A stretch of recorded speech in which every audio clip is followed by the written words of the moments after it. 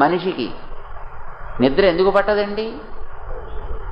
భయమైనా ఉండాలి, కోపమైనా ఉండాలి, కోరికలైనా ఉండాలి.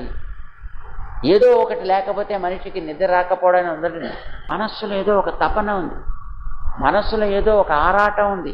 అది అవుతుందో అవ్వదో, ఇలా అవుతుందో, ఇలా అయిపోతుందో ఏమిటో, ఇదొచ్చి మీద పడిపోతుందో ఏమిటో, అప్పులాళ్ళు వచ్చి పట్టుకుంటాడో ఏమిటో, మరొకడు వచ్చి ఇంకోటి ఏదో చేస్తాడో ఏమిటో. దానివల్ల కదా మనిషికి నిద్ర పట్టకపోవడం అనేది. లేదు ఎక్కడి నుంచి ఏదో వచ్చి దాన్ని పట్టుకు పీడించేస్తుందో ఏమిటో.